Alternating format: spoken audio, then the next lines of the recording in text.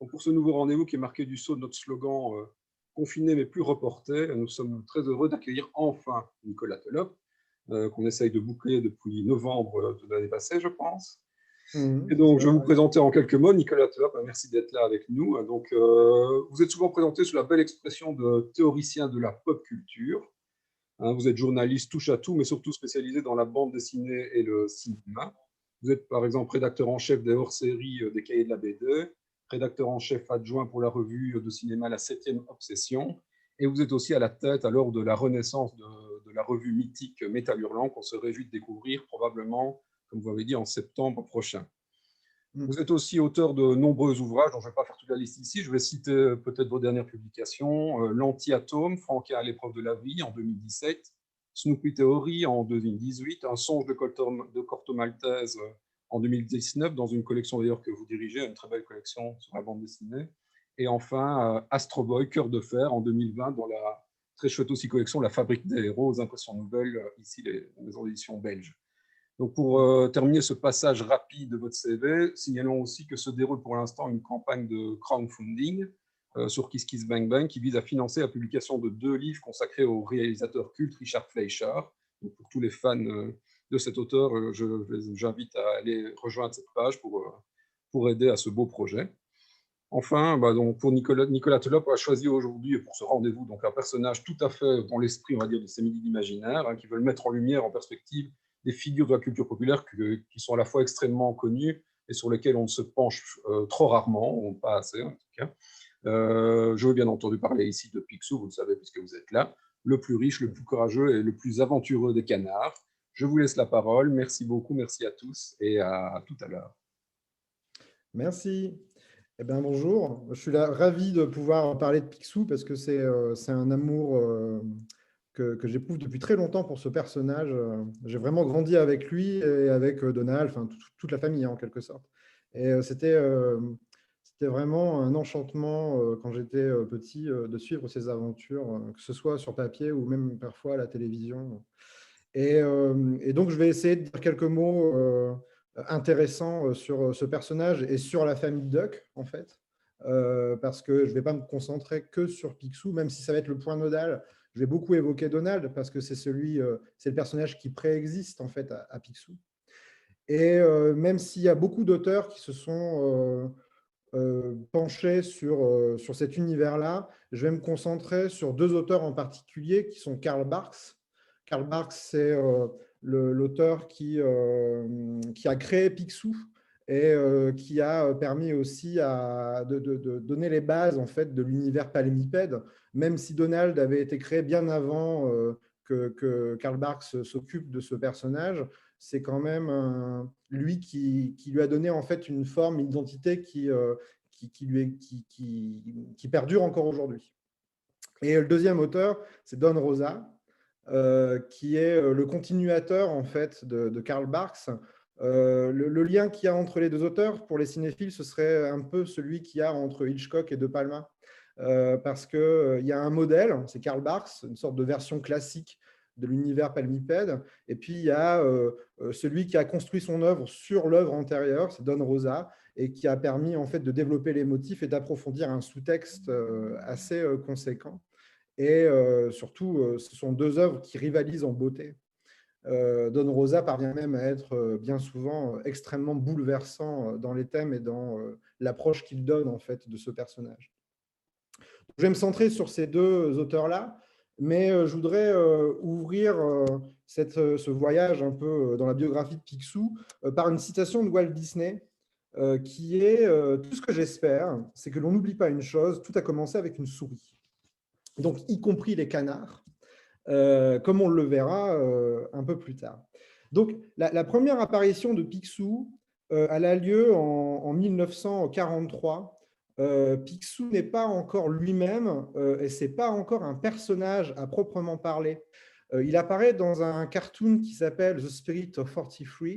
C'est un dessin animé qui met en scène Donald Duck et qui est tout entier concentré vers l'idée d'une propagande de participer en fait à l'effort de guerre dans lequel l'Amérique vient de s'engager en fait. Et donc, dans ce dessin animé, il y a Donald Duck qui vient de toucher sa paye et il est soumis à un dilemme. Un peu comme Milou, dans les aventures de Tintin et Milou, il y a Milou ange et Milou démon qui le poussent à faire des choses. Bah là, pour Donald Duck, c'est pareil. Il va y avoir un mauvais canard qui va se présenter à lui et un bon canard, et qui vont lui dire en fait quoi faire de son argent. Alors, le mauvais canard, canard un peu futile, c'est évidemment pas celui qu'on voit à l'écran, hein. Lui, c'est le bon. Mais le mauvais canard, c'est en fait un peu Donald tel qu'il est lui-même. C'est Donald tel qu'il a été créé quelque part en 1934 par Dick Lundy dans un dessin animé qui s'appelle Une petite poule avisée. C'est la première apparition de Donald sur un écran, c'est la première apparition de Donald tout court. Et là-dedans, Donald, c'est vraiment euh, une sorte de bambochard, de personnage un peu bohème, qui est tout entier voué à l'insouciance, en compagnie de son camarade Peter Pig, qu'on voit ici à droite. À eux deux, ils font partie du club des fainéants rigolos. Donc, tout est dit, hein. Et l'histoire de ce cartoon, c'est un petit peu une sorte de réécriture de La cigale et la fourmi de La Fontaine. Alors, d'un côté, dans le rôle de la cigale, ben, c'est Donald Duck et Peter Pig. Et pour la fourmi, ben, c'est la petite poule avisée qui va les remettre dans le droit chemin. Donc, le premier personnage auquel est confronté Donald Duck dans The Spirit of Forty-Free, c'est une sorte d'émanation de ce Donald Duck des origines. L'autre personnage, c'est le bon canard, c'est le canard écossais qui, on le voit, essaie d'engager Donald Duck à épargner son argent. Donc, c'est un canard raisonnable. Le fait qu'il soit écossais, c'est sans doute pour entretenir le stéréotype de l'avarice et en tout cas du caractère économe de cette population-là. Sauf que ce n'est pas une avarice égoïste, vu qu'elle est au contraire centrée vers l'effort de guerre, vers le financement en fait, de l'engagement militaire des États-Unis dans le conflit mondial de l'époque. Donc, on le voit, hein, il a un kilt, il a un béret, tout ça participe, hein, de cette ascendance écossaise, mais aussi il a la même vareuse que Donald. Donc, on pourrait supposer en tout cas que ce personnage, qui n'en est pas un, hein, c'est une projection spirituelle en quelque sorte de Donald, c'est comme une sorte d'ancêtre qui lui rappelle un peu ses propres origines, comme si Donald Duck en fait avait des origines écossaises, ce qui sera le cas, hein, si on suit la biographie telle qu'elle a été posée par Don Rosa.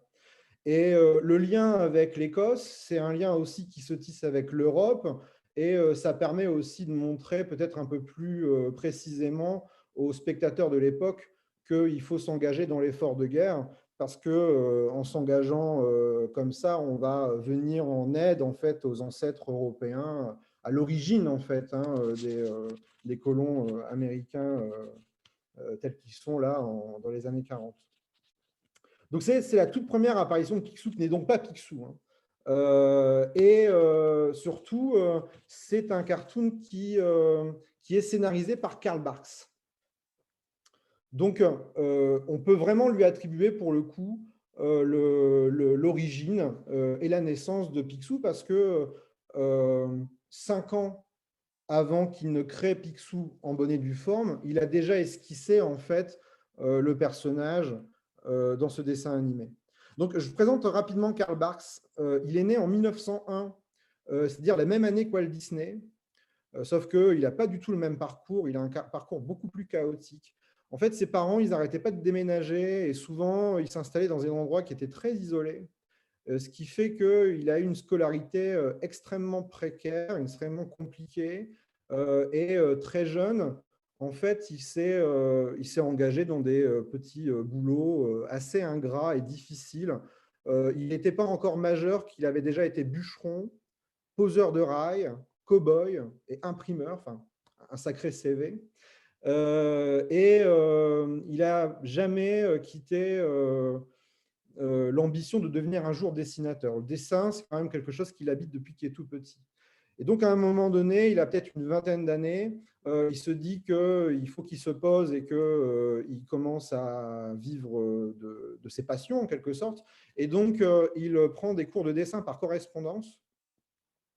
Et dans les années 1920, il réussit à placer des dessins dans une revue qui s'appelle Calgary Eye Opener. Donc, on voit un de ses dessins ici.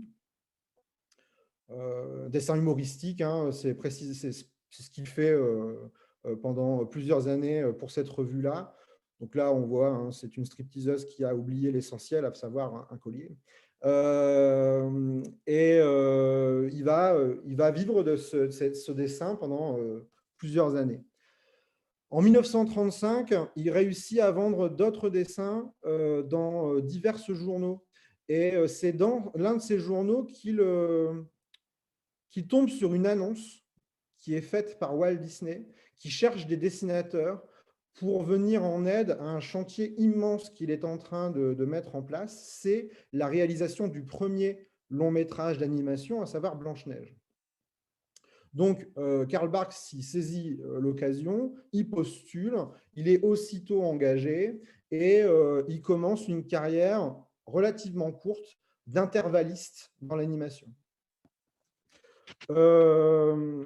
Il a des qualités de conteur qui font qu'il va très vite intégrer le département des scénarios.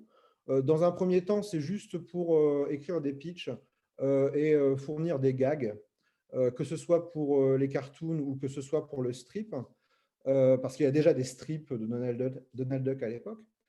Et puis, très vite, il va pouvoir signer ses propres scénarios, comme par exemple, tout à l'heure, on l'a vu, The Spirit of 43, ou alors les neveux de Donald en 1938, qui introduisent Riri, Fifi et Loulou à l'écran, même s'ils existaient déjà un peu avant dans les bandes dessinées. Donc, à l'époque, Donald il commence à être extrêmement populaire, peut-être même plus encore que Mickey. Et en 1942, on lui demande de réaliser le premier comic book centré sur Donald, qui s'appelle Donald et l'or des pirates. Barks le dessine non pas seul, mais avec Jack Hanna. Et le scénario est signé Bob Karp, mais il est assez vraisemblable que Karl Barks ait apporté son grain de sel dans cette histoire. Parce que c'est une histoire de chasse au trésor et l'avenir de la série entre les mains de Karl Barks est quand même centré sur ce motif-là. Et puis la même année, en 1942, Karl Barks quitte le studio Disney. Il y a deux raisons, une officielle, une officieuse. La raison officielle, ce serait qu'à cause de la climatisation, Barks aurait eu des problèmes respiratoires et donc il fallait qu'il sorte de là, quoi. La raison officieuse, c'est que son travail aurait été critiqué et comme il est colérique, il a claqué la porte. Et donc, en 1942, il se lance dans l'élevage de poulets en plein désert californien. Ce sera un échec. Et donc, virage total, hein, assez inattendu. Et en 1943, il y a Dell Publishing qui avait publié donc ce premier comic book qui l'appelle pour continuer, en fait, pour reprendre les rênes de la série. Et donc, comme les poulets, ça n'a pas marché, il se dit, bon, ben, on y va. Et c'est là que sa carrière allait lancer jusqu'en 1966, date à laquelle il prend sa retraite, mais c'est une retraite, si on veut, parce qu'il va continuer pendant un certain temps à écrire des scénarios pour les Castors Junior. Enfin, c'est toujours autour de la même famille, mais ça met en vedette en particulier les Castors Junior. Et surtout, il va se lancer dans la peinture, des sublimes tableaux qui reprennent des épisodes cultes des séries, enfin des aventures qu'il a construites.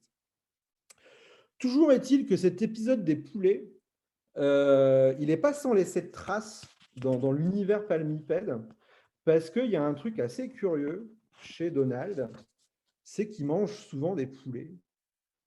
Donc, on voit régulièrement des poulets déplumés, décapités dans le frigo. ou alors ils sont rôtis, ils s'apprêtent à le manger. Là, on voit même qu'il a des difficultés à le couper, apparemment, ce poulet qui a été trop cuit. Il y a vraiment, au-delà du gag hein, sur la nourriture, une nourriture un petit peu populaire, etc., au-delà évidemment peut-être du clin d'œil personnel en fait, à son expérience hein, d'éleveur de poulet en plein désert californien, il y a quelque chose d'assez troublant, il y a quelque chose d'assez inquiétant en fait, dans l'idée qu'on a ici un canard qui mange des poulets donc qui est presque cannibale, quoi, en fait. Hein. Et ça crée, ça pose plein de questions sur la personnification et l'anthropomorphisme dans la série. Jusqu'où les personnages sont des canards et jusqu'où ils sont des humains. À quel niveau placer le curseur, c'est très compliqué, c'est très étrange. Et il y a une histoire géniale qui s'appelle La boîte à Géo, qui a été écrite par Karl Barks dans les années 50, qui met en perspective cette question. Dans cette histoire, c'est Géo trouve tout qui a inventé un système de boîtes. On passe à travers ces boîtes et un animal devient doté de pensée humaine et d'un comportement humain. Donc, il ne change pas d'apparence, mais il se met droit sur ses pattes arrière, par exemple, il commence à parler, il a un vocabulaire très sophistiqué, etc.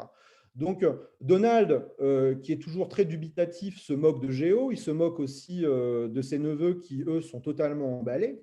Et pour leur jouer un tour, il va se déguiser en loup. Il va faire croire que c'est un loup qui est passé entre les deux boîtes et que maintenant qu'il commence à réfléchir, il n'a plus envie de manger des poulets crus, il a envie de manger des canards ou des poulets rôtis et il se met à poursuivre en fait ses neveux. Et là, il est interrompu par un homme qui lui dit non, non, moi vivant, tu ne feras pas de mal à ces enfants. Alors Donald, il est obligé de révéler sa vraie nature. Il enlève son costume, il dit mais non, non, en fait, je ne suis pas un loup, je suis un canard, quoi. Et là, c'est merveilleux. Le type enlève à son tour son costume et il se révèle que c'est le loup qui était bel et bien passé entre les deux boîtes et qui dit bah, moi c'est pareil, enfin, je suis passé entre les boîtes, je suis devenu intelligent d'un seul coup et c'est l'arroseur arrosé. Il lui dit ce matin je voulais encore manger des poulets crus et maintenant j'ai envie de canard rôti et il se met à courir après Donald. Donc, il y a vraiment un récit qui se mord la queue et qui, encore une fois, met en perspective cette ambivalence qu'il y a au niveau de la personnification. Il y a quelque chose de trouble. Il y a tout un jeu de masques et de retournements qui est à l'œuvre dans cet épisode, mais qu'on peut élargir à toute la série, entre l'animalité et l'humanité. Et l'idée, la morale qu'on peut en tirer, c'est que les apparences sont toujours plus complexes qu'on le croit. Et c'est vraiment le cas donc pour l'univers palmipède et pour Donald et toute la famille, parce que finalement, ce sont des personnages qui ne sont ni canards, ni humains. C'est un peu le chat de Schrödinger, c'est le canard de Schrödinger. Ils sont entre les deux et c'est une distinction qui est totalement indiscernable. Bon, alors, toujours est-il que Barks, quand il commence la série, ce n'est pas du tout l'ambition qu'il avait à la base. S'il voulait se lancer dans la bande dessinée, ça aurait été plutôt pour faire sa propre série, créer ses propres personnages. Et la solution qu'il trouve à ça, c'est de créer des nouveaux personnages autour de Donald Duck. Et donc, c'est pour ça qu'on va voir arriver son cousin Gontran Bonheur, il va y avoir Mystique, les Rapetou, Géo trouve tout, hein, qu'on voit ici. Mais le plus important d'entre tous, c'est Picsou, parce qu'en fait, tous les personnages que je viens d'évoquer sont conditionnés par Picsou. Sans Picsou, les Rapetou, Mystique, etc., ils n'existent pas. Et donc, il apparaît pour la première fois. Ah oui, pardon, ça, je n'ai pas parlé de ça. Je reviens en arrière sur la personnification avec les animaux, parce qu'à un moment donné, Picsou cherche un nouvel animal pour son zoo, et les neveux, Riri, Fifi et Loulou, ils pensent que c'est Donald qui va finir dans le zoo. Et donc les neveux disent non, non, il n'y a pas moyen. Et d'abord, notre oncle, ce n'est pas un animal. Encore une fois, hein, c'est quand même super ambigu. Si ce n'est pas un animal, c'est quoi alors, hein? Si ce n'est pas un canard, c'est quoi exactement? Bref, je reviens à mon Picsou. La première apparition de Picsou, c'est en 1947, en décembre 1947, c'est dans un récit qui s'appelle Noël sur le mont Ours. Et avec Picsou, c'est tout un trouble et une ambiguïté qui reprend forme et qui revient au centre du récit dans un univers de Walt Disney qui, depuis 20 ans, est plutôt tourné vers une sorte d'affadissement et de lissage, en fait, hein, de tous les personnages. Parce que 20 ans plus tôt, en 1927, Walt Disney il crée Mickey Mouse.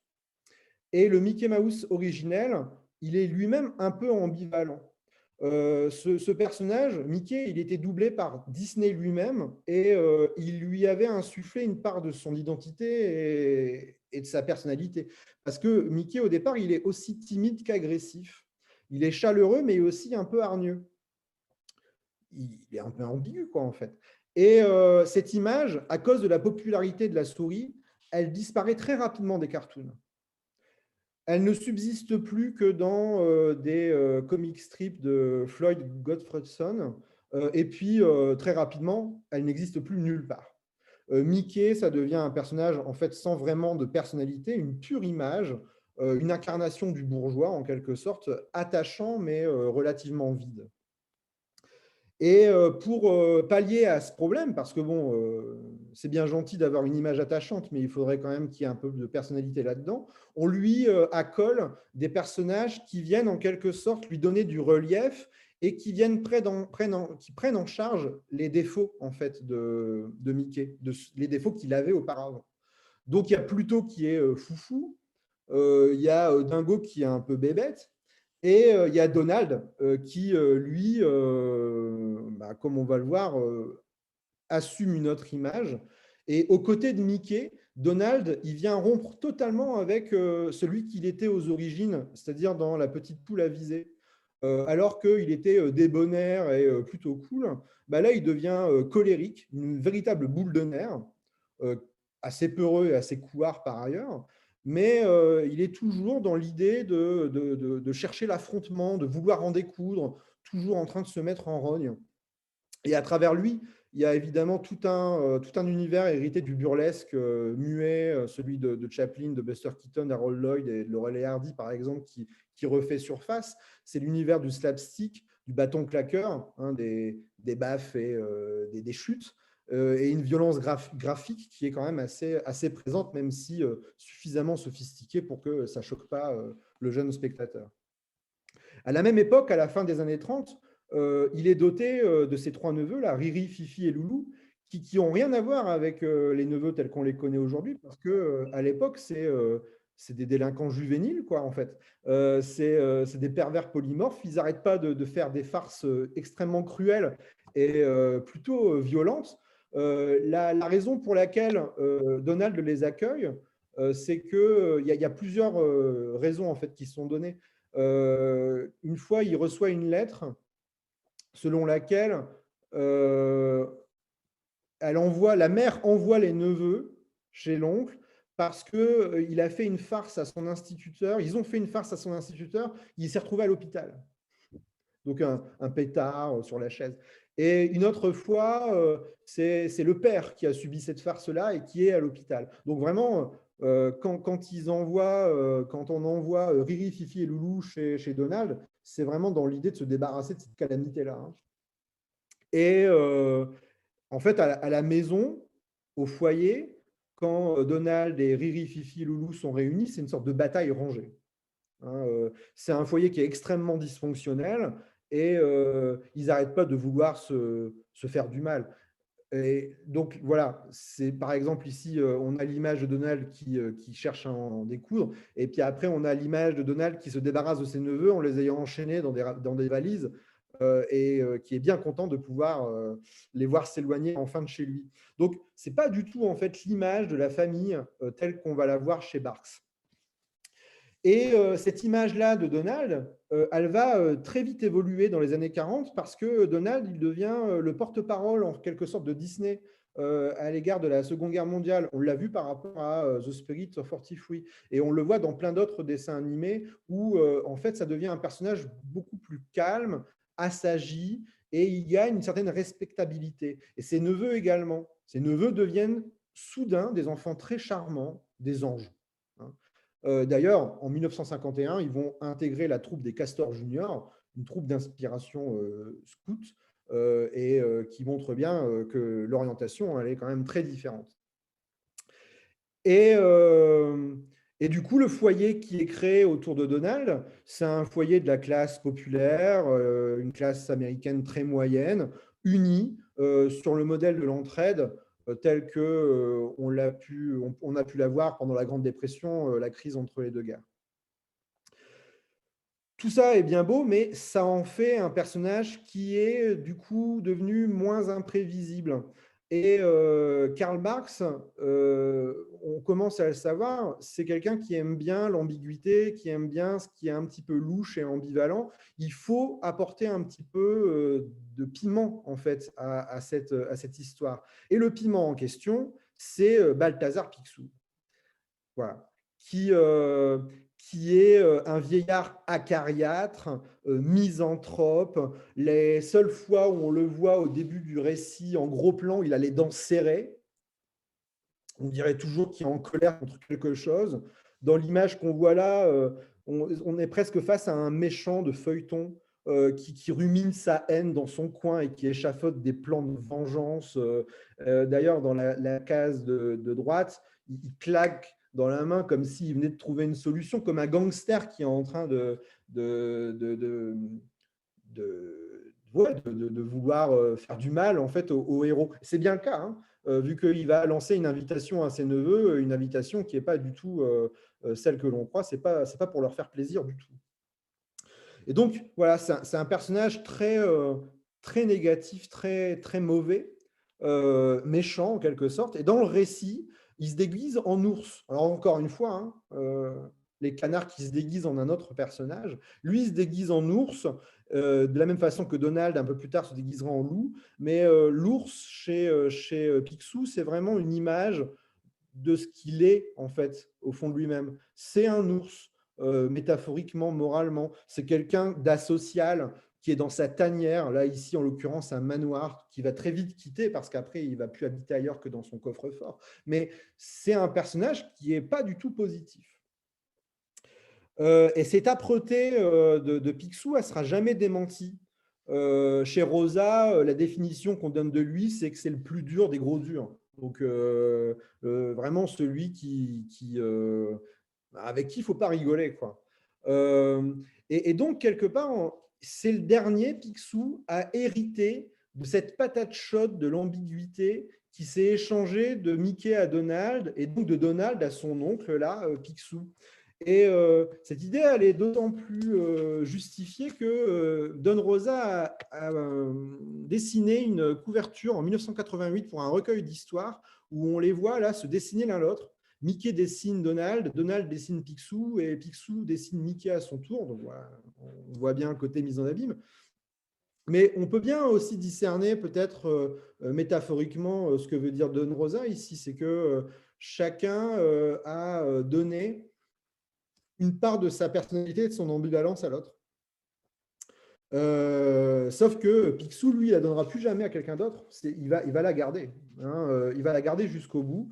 Et ça restera tout au long de sa carrière chez Karl Barks, chez Don Rosa et chez d'autres encore aujourd'hui, un personnage qui est plein d'ambiguïté. Donc plein d'ambiguïté parce que il est méchant, certes, au début, par exemple, de Noël sur le mont Ours, mais à la fin, le canard sauvage qu'il était devient un papy gâteau et ça n'a plus du tout la même allure, quoi, hein. Donc, d'une histoire, dans la même histoire, Picsou, il peut changer de visage. Il peut s'avérer odieux, comme après s'avérait être extrêmement aimable. Un vrai un vrai papy gâteau, quoi, effectivement. Et Picsou, donc, il est construit sur ce paradoxe. On ne peut pas le définir blanc ou noir, il est les deux à la fois. Il est méchant et gentil. Il est égoïste et généreux. Il est acariâtre et romantique. Il ne pense qu'à l'argent et en même temps, pas tout à fait. Et même l'argent, en fait, ce n'est pas forcément ce que l'on croit. L'argent, et Don Rosa l'explique à plusieurs reprises dans ses histoires, l'argent qu'il entrepose dans son coffre-fort, il ne faudrait pas y voir simplement un amoncellement de pièces qui sont réunies pour leur valeur, pour la valeur financière, etc. Il s'avère que chacune des pièces qui sont réunies dans le coffre-fort, c'est un souvenir d'une des aventures qu'il a vécues par le passé. Donc, la valeur des pièces n'est pas une valeur financière ou fiduciaire, c'est une valeur sentimentale. Et on le voit bien dans cette planche-là, parce que les souvenirs, Picsou baigne au milieu de l'argent de la même façon qu'il baigne au milieu de ses souvenirs, en fait. Et d'ailleurs, les souvenirs se manifestent à lui dans des bulles qui sont rondes et qui rappellent évidemment la rondeur des pièces d'or, quoi, hein, dans lesquelles il s'amuse. Donc, ce n'est pas un personnage qui est déchiré par un dilemme comme Donald l'était dans The Spirit of 43. C'est un personnage en fait qui fait la synthèse de cette ambiguïté, qui fait la synthèse de tous ces dilemmes. En fait, Picsou, il réalise l'ambivalence de l'univers palmipède. Vous savez, l'univers qui est ni canard ni humain, mais il le réalise sur un plan moral. Il est à l'opposé, en quelque sorte, de Donald, qui se donne toujours tout entier, tel qu'en lui-même. Donald, on le sait, il est fainéant, il est couard, il est susceptible. Ça s'arrête là, en fait. Picsou, c'est toujours beaucoup plus compliqué. À l'inverse, donc, Picsou, c'est l'être du changement qui évolue tout le temps, toujours.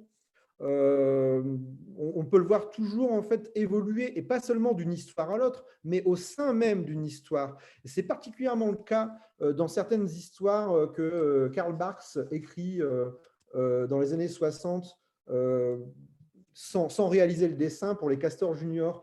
Systématiquement, pendant la première partie de l'histoire, Picsou se montre comme un être odieux, un capitaliste éhonté qui est prêt à tout sacrifier, les êtres humains comme la nature, comme l'écologie, pour assouvir son désir d'enrichissement. Et dans la deuxième partie, comme transformé par le compagnonnage, en quelque sorte, des Castors Junior, il change totalement de visage, il fait un virage à 180 degrés et il devient quelqu'un de beaucoup plus positif et il rachète en fait ses fautes.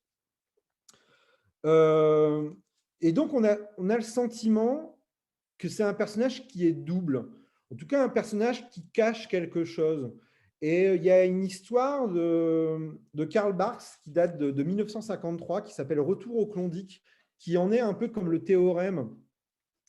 Dans cette histoire, Picsou, il a des trous de mémoire et donc il va voir le médecin. Le médecin lui donne un médicament qui est tellement efficace qu'il lui rappelle que dans sa jeunesse, il a caché un magot au Klondike dans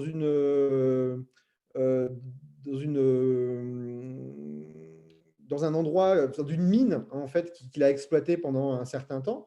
Et donc il va y retrouver cette mine pour essayer de retrouver l'endroit où il a enterré ce magot.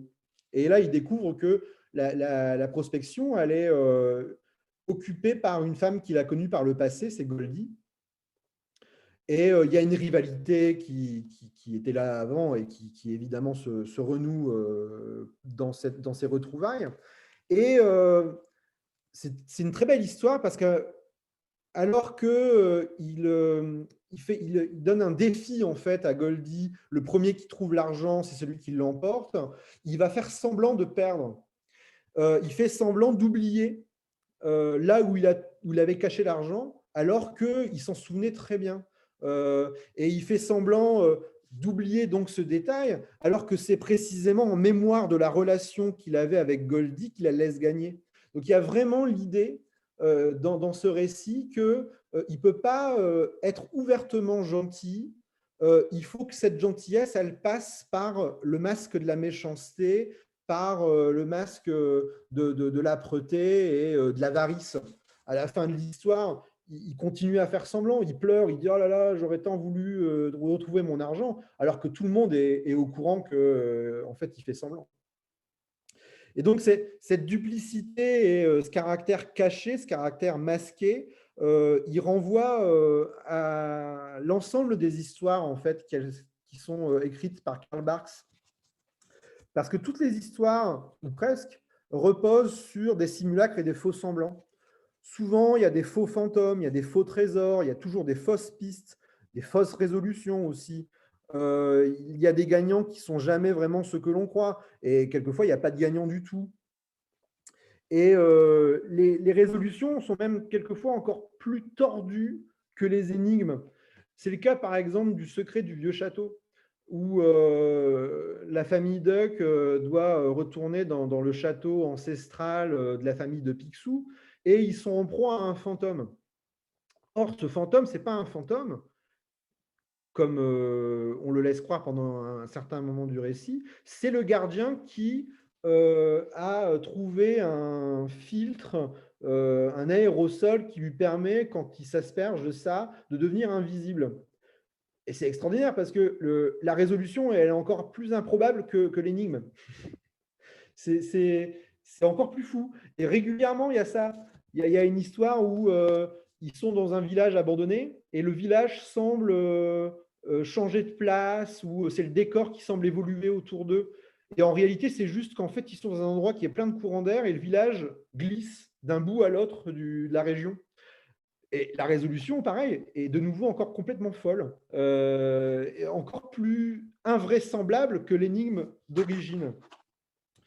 Et là, c'est le cas. Ce n'était pas un fantôme, donc tout va bien, mais c'est encore pire, parce que on a le secret de l'invisibilité qui était entre les mains d'un malfaiteur, quoi. Et donc, tout est déjà en germe dans la première histoire de Karl Barks, qui met en scène Picsou en 1947, parce que dans Noël sur le Mont Ours, ben, il tendait un piège à ses neveux, il y avait une fausse invitation de nouveau, et il se déguisait en ours, c'était donc un faux ours, pour pouvoir faire peur à ses neveux. Donc, chez Picsou, il est toujours question de masque et de dissimulation. Quelque part, il est à l'image de son sous-fétiche. Il a toujours une face cachée. Et du coup, de ce niveau-là, Picsou, c'est le chiffre de l'hermétisme, c'est le chiffre de quelque chose qui reste toujours inaccessible. Il se présente toujours que d'un côté de lui-même, et principalement le plus mauvais, de façon à cacher le meilleur. Et détail amusant, les canards dans la série sont toujours à moitié habillés. Le corps est toujours à moitié dissimulé. La plupart du temps, ils se baladent cul nu, il faut bien le dire, mais il leur arrive aussi de cacher le bas opportunément quand ça les arrange. Là, c'est curieux. Donald, il se retrouve comment dire, dénudé, mais qu'est-ce qu'il cache? Ce qui habituellement reste découvert. Donc, au-delà de l'idée de la bienséance et du puritanisme, hein, qui est peut-être lié à l'époque et qui consiste à résister en fait à l'idée de la nudité, hein, c'est ça qui choque en fait ici, c'est l'idée qu'il puisse être nu.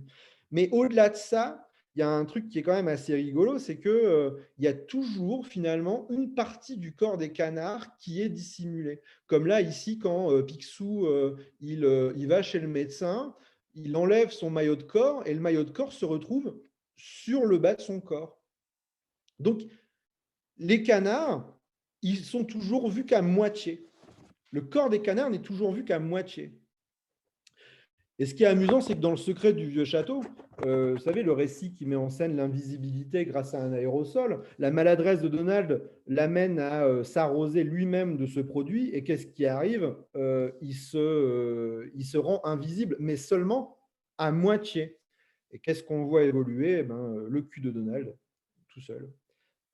Mais voilà, c'est toujours l'idée finalement qu'il manque quelque chose, qu'il y a quelque chose de caché, qu'on ne voit que la moitié, que la face finalement offerte au regard, tandis que ça sous-entend une partie qui est dissimulée, trouble, plus obscure, en tout cas inaccessible.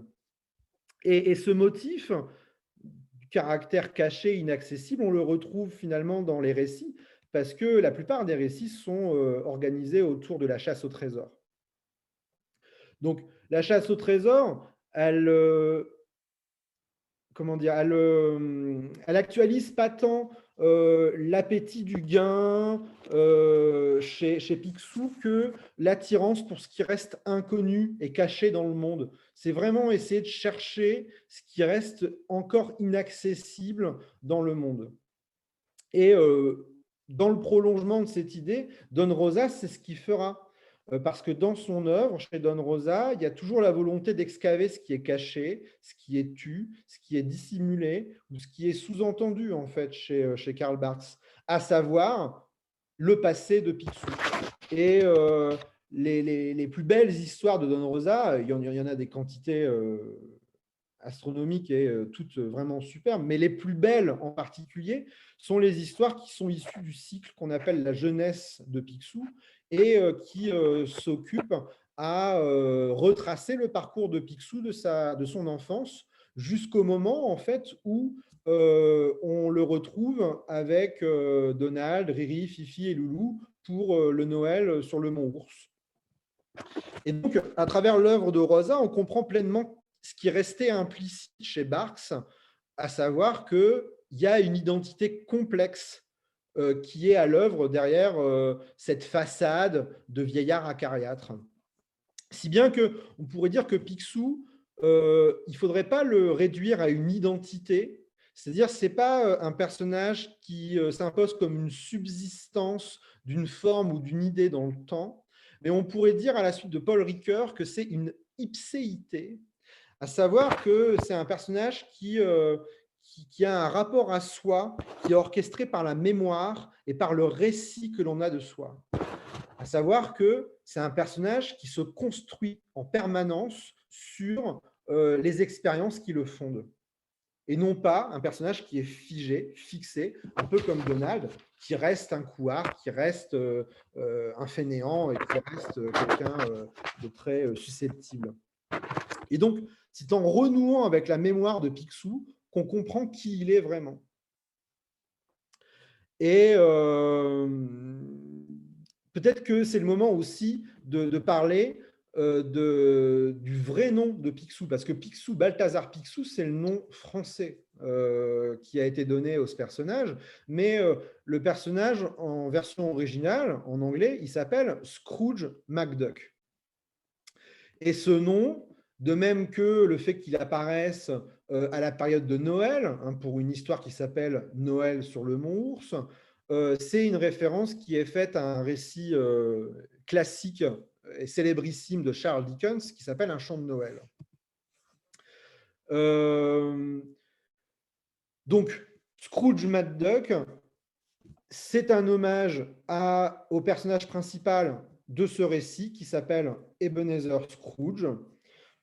Et d'ailleurs, Walt Disney, en 1983, va faire un court-métrage d'une demi-heure qui s'appelle le Noël de Mickey, qui n'est ni plus ni moins que l'adaptation d'un chant de Noël de Dickens avec les personnages qui sont les personnages principaux de l'univers de Disney. Donc, on reconnaît Dingo, on reconnaît Mickey, évidemment, vu qu'il est dans le titre, on reconnaît Picsou, Donald et les autres, mais en fait, ce ne sont pas eux, ce sont les personnages de Dickens. Donc, la première carrière, en quelque sorte, de Picsou dans le dessin animé, c'est celle-là. Elle se fait en contrebande. C'est dans une adaptation, en fait, de Charles Dickens, et qui se fait donc bien, bien plus tard que sa première apparition, 40 ans plus tard à peu près. Toujours est-il que le récit de Scrooge, le récit d'Ebenezer Scrooge dans Un chant de Noël, c'est le récit d'une rédemption. Au début, c'est un méchant avaricieux, et à la fin, il devient tendre et plein d'humanité. Et donc, à travers un récit initiatique qui se déroule pendant toute une nuit, il renoue finalement avec ce qu'il était au fond de lui-même. Et Picsou, c'est la même chose. Picsou, en fait, il ne cesse de rejouer cette rédemption qui est au cœur de son origine chez Dickens et qui le fait aussi constamment, constamment entre deux pôles, Donc, le négatif et le positif. Et puis, à travers le prisme de Dickens, on peut aussi essayer de tisser une sorte de filiation qui actualise un rapport au temps dans la série. Parce que les différentes rencontres que fait Scrooge dans le livre de Dickens, ça se manifeste selon des fantômes, le fantôme du passé, le fantôme du présent et le fantôme de l'avenir. Or, on peut faire un parallélisme entre ces fantômes et les personnages en fait, de la famille Duck. Parce que le fantôme du passé, ce serait Picsou. Le fantôme du présent, ce serait Donald. Et le fantôme de l'avenir, les fantômes de l'avenir plutôt, ce serait Riri, Fifi et Loulou. Alors, là, c'est très anecdotique, mais ça me permet d'aller un peu plus loin en proposant une analogie aussi avec une topologie telle qu'elle a été fondée par un philosophe qui s'appelle Vladimir Jankélévitch, qui n'a jamais lu Picsou, du moins je ne crois pas, mais qui dit des choses intéressantes dans un livre qui s'appelle L'aventure, l'ennui et le sérieux. Et ce rapport au temps, ce rapport à l'affiliation, on peut le retrouver dans ces trois styles de vie qu'il décrit. Donc le sérieux, ce serait Picsou. C'est celui qui ne peut envisager le présent que dans la continuation du passé, en tant qu'il lui est redevable de quelque chose ou qui en hérite d'une certaine façon. Et c'est bien le cas. La fortune de Picsou, elle vient de son expérience passée, elle vient de la vie qu'il a menée avant de rencontrer ses neveux, elle vient de son passé d'aventurier, d'explorateur, d'investisseur, etc. Donc, le sérieux, c'est envisager le présent par le prisme du passé, et quel meilleur moyen qu'un vieillard pour le représenter quelque part. Ensuite, il y a l'ennui. Et l'ennui, c'est Donald. L'ennui, c'est le vécu qui est trop solidaire du présent. C'est un présent qui souvent n'est pas à la hauteur des espérances, qui est monotone, qui est marqué par l'immobilisme, qui sont des lendemains meilleurs, mais qui ne viennent jamais. Il faut se rappeler que Donald, c'est un personnage qui est censé être né un vendredi 13. Donc, c'est l'antagoniste évidemment parfait à son cousin Gontran Bonheur, hein, qui lui a une chance phénoménale. Et donc, c'est vraiment le présent qui est marqué par la déception, par le découragement, par tout ce qui ne marche pas, quoi, en fait. Que ce soit le sérieux et l'ennui, ces deux instances, elles sont marquées par la durée. La durée vis-à-vis du passé, pour le sérieux, et la durée par rapport à l'ennui, parce que le présent s'éternise sans jamais faire advenir un lendemain meilleur. Et l'aventure, la troisième instance, eh ben, c'est bien sûr Riri, Fifi et Loulou. C'est la rupture avec l'ennui, parce que l'aventure, elle travaille à faire advenir un autre temps. Et cet autre temps, c'est celui de l'instant. C'est un temps qui se situe entre le présent et un avenir qui n'est pas encore là. Or, l'aventure, c'est aussi la capacité à saisir sa chance, c'est l'occasion. Jankélévitch, il écrit ça avec un O majuscule. L'occasion à travers laquelle tous les possibles sont virtuellement présents. Et évidemment, les trois neveux de Donald, ils incarnent très bien ça à travers la fraîcheur et la curiosité de l'enfance. Donc, si l'aventure, elle vient rompre avec l'ennui, Jankélévitch nous explique aussi qu'elle est complètement liée avec le sérieux. Parce qu'il n'y a pas d'aventure qui puisse se réaliser sans qu'il y ait un peu de sérieux. Sinon, l'aventure, ce ne serait rien d'autre qu'un jeu. Futile. Sans enjeu, justement. Il faut un équilibre entre le jeu et le sérieux, de la même façon qu'on a un équilibre dans les aventures de Picsou entre les enfants et lui-même, entre finalement l'enfance et la vieillesse qu'il incarne. Entre les deux, Donald, il fait comme un mouvement d'oscillation, comme un mouvement de balancier qui permet le passage de l'un à l'autre. Dans cette case-là, on en voit bien l'exemple parce que les enfants se réjouissent de l'aventure qui se présente à eux. Ce sera une grande aventure et ils sont tous sourires. Picsou garde son sérieux, peut-être, mais ce n'est guère engageant. Donc, il y a vraiment l'idée que tout ça n'est pas un jeu, mais c'est très sérieux. Tandis que Donald, lui, est au bout de sa vie parce qu'il a envie de tout, sauf d'être là. Lui, il veut être dans un hamac à siroter du soda et rien d'autre. Et c'est pour ça que Picsou, dans plusieurs histoires de Barks et de Rosa, il considère que Riri, Fifi et Loulou, ce sont ses seuls héritiers, les seuls qui sont dignes de lui, en fait. Et c'est pour ça aussi que dans la bande à Picsou, la série animée qui va être créée autour des personnages et autour finalement des aventures qui ont été créées par Karl Barks à la fin des années 80, Donald il disparaît. Les personnages principaux, c'est Picsou, Riri, Fifi, Loulou. Il y a la petite Zaza qui vient s'ajouter à ça. Et puis, il y aura évidemment Flagada Jones, par exemple. Mais Donald, lui, est absent. Peut-être que, alors, c'est sans doute pas volontaire du tout, mais d'une certaine façon, les créateurs, ils actent l'idée selon laquelle Donald, il n'est pas nécessaire, en fait, à la bonne tenue des aventures qui se jouent chez ces personnages-là. Mais par ailleurs, cette absence de Donald dans la série, elle me permet d'évoquer une petite dernière chose peut-être, c'est que les aventures chez Karl Barks et chez Rosa sont toutes marquées par un thème, c'est celui de la perte. Leur existence elle-même est marquée par l'idée de la perte. Parce que Riri, Fifi et Loulou, ça fait quand même un petit moment qu'ils sont chez leur oncle.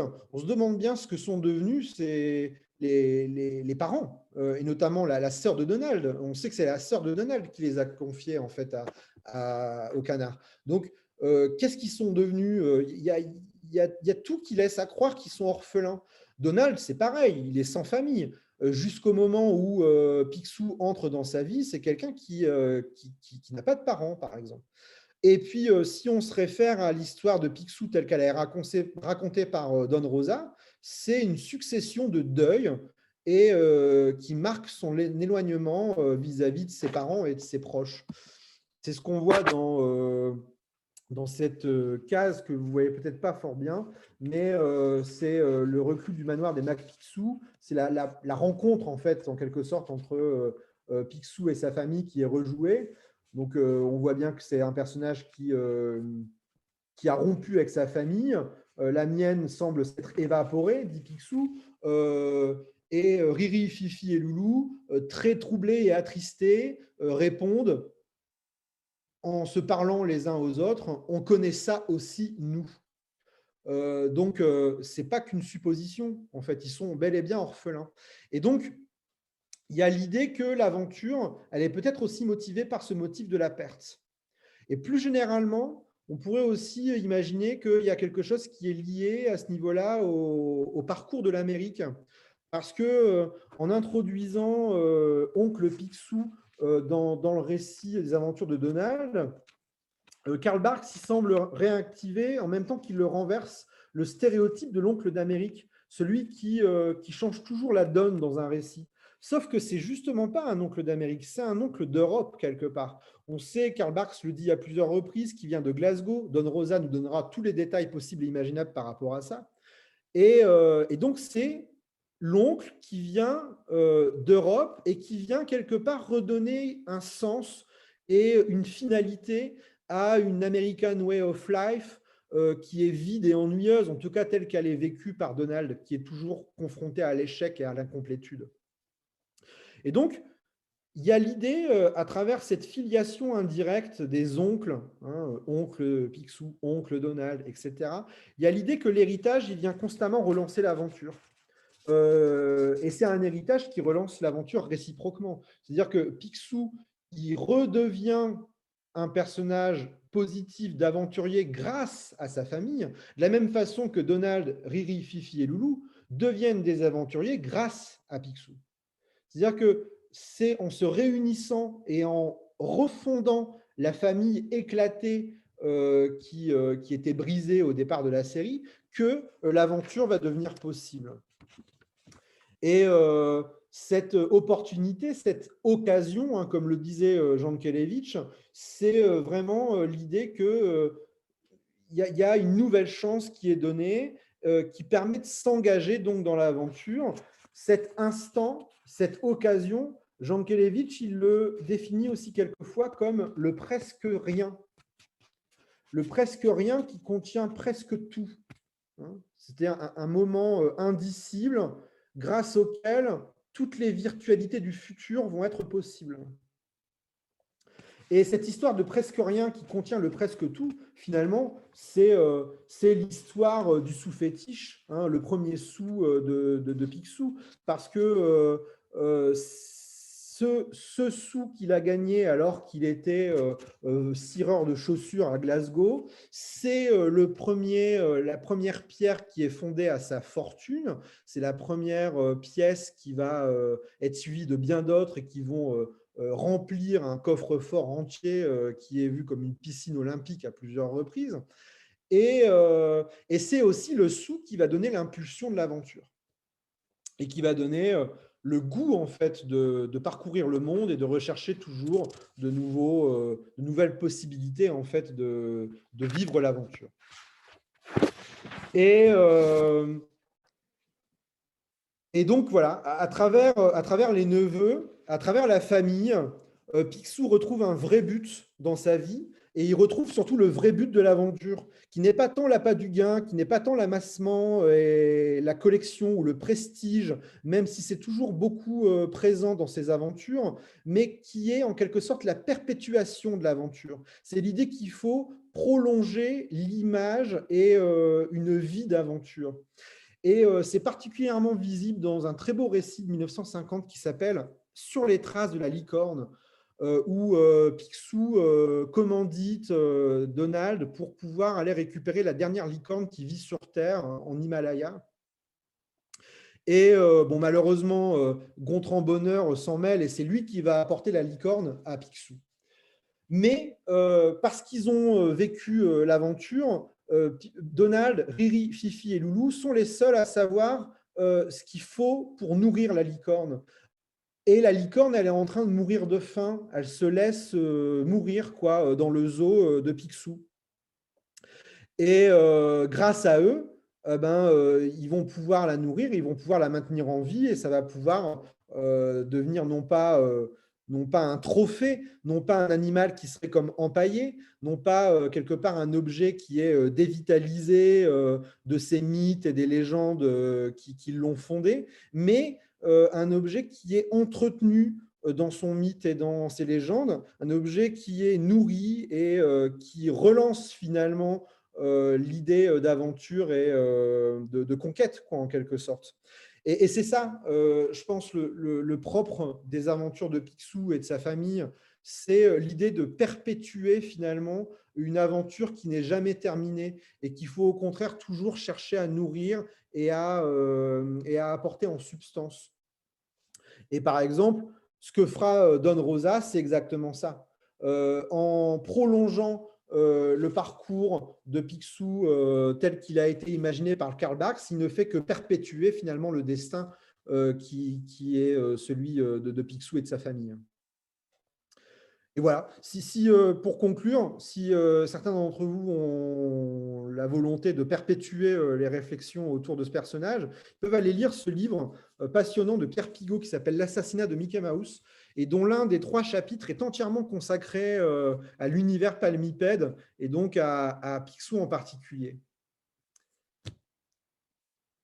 Voilà. Merci beaucoup, merci à Nicolas.